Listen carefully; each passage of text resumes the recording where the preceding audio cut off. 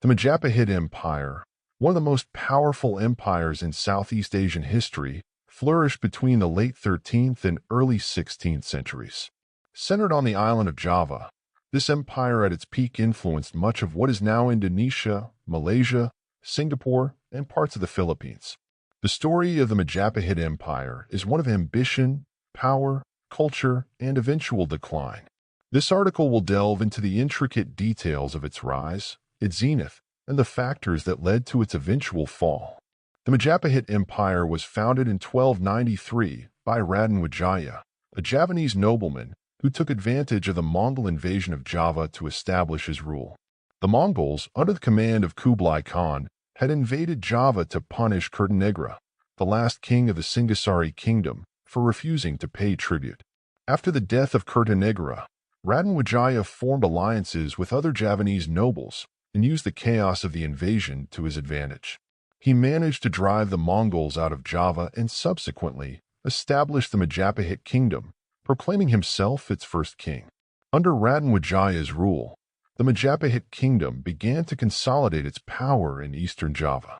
After his death, his son Jayanegara ascended to the throne. However, Jayanegara's reign was marked by internal strife and rebellion, which hindered the kingdom's growth. It wasn't until the reign of Queen Tribhuwana Wijatungadui, Raden Wijaya's daughter, that the Majapahit Empire began its significant expansion. Tribhuwana, with the help of her capable prime minister, Gajah Mada, embarked on a series of military campaigns to expand Majapahit's influence. Gajah Mada, who famously swore the Sumpa Palapi oath, vowed not to eat any spices until he had conquered the entire Nusantara, the Indonesian archipelago. Under his leadership, the Majapahit Empire extended its reach to Bali, Sumatra, Borneo, the Malay Peninsula, and beyond. The reign of Hayam Wuruk, 1350 to 1389, is often regarded as the golden age of the Majapahit Empire. During his rule, the empire reached its zenith, becoming a dominant maritime power in Southeast Asia. Hayam Wuruk, with Gajah Mada as his prime minister, continued the expansionist policies of his predecessors and further solidified Majapahit's control over its vast territories. The Majapahit period was not only marked by military and political success, but also by a remarkable cultural flourishing. The empire became a hub of trade and culture, with its capital, Trowulan, serving as a vibrant center of commerce, art, and religion. Majapahit was a melting pot of different cultures, and this diversity was reflected in its architecture, literature, and religious practices. Majapahit architecture is characterized by its red brick temples and palaces, which have influenced Javanese architectural styles to this day. Notable examples include the Candi Brahu and the Candi Tikus. The empire is also a center of literary activity, with works such as the Nagara Kritagama, a poetic chronicle written by Mpu Prapanka, providing valuable insights into the empire's history and culture. The decline of the Majapahit Empire began soon after the death of Hayam Wuruk. One of the primary factors was internal strife and succession disputes. Hayam Wuruk's death in 1389 led to a power struggle between his heirs, which weakened the central authority. This period of instability allowed regional rulers to assert their independence, eroding the empire's cohesion. Another significant factor in Majapahit's decline was economic. The empire's prosperity had been heavily reliant on trade. However, by the late 15th century, new maritime trade routes began to bypass the archipelago, diminishing Majapahit's economic influence. The rise of Malacca as a major trading port further contributed to the economic decline of the Majapahit Empire. The external threats to the Majapahit Empire also played a crucial role in its decline.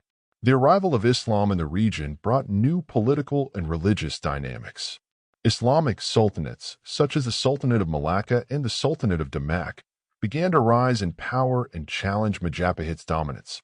These Islamic states were not only political rivals, but also posed a cultural and religious challenge to the Hindu-Buddhist traditions of Majapahit. By the early 16th century, the Majapahit Empire was a shadow of its former self. The internal power struggles, economic decline, and external threats had taken their toll. The rise of the Sultanate of Damak, an Islamic state on the north coast of Java, marked the beginning of the end for Majapahit. In 1527, the forces of Demak, led by Sultan Trenggana, attacked the Majapahit capital of Trialing. The city fell, and the remnants of the Majapahit royal family fled eastward. Some sources suggest that the last king of Majapahit, Brawijaya, converted to Islam and joined the Sultanate of Demak, while others claim he retreated to the interior of Java, where he continued to resist until his death. Despite its fall, the legacy of the Majapahit Empire endures. Majapahit's influence can be seen in the cultural and political development of Indonesia and the broader Southeast Asian region. The concept of Nusantara, first articulated by Gajah Mada, continues to inspire Indonesian nationalism and the idea of a unified archipelago. Majapahit's architectural and artistic contributions have left a lasting mark on Javanese culture. The red brick temples and intricate carvings of Majapahit serve as a testament to the empire's advanced craftsmanship and aesthetic sensibilities. Moreover, the historical memory of Majapahit has been preserved in Indonesian folklore, literature, and nationalist discourse. The empire is often invoked as a symbol of a golden age of unity and cultural achievement, providing a source of pride and identity for the Indonesian people.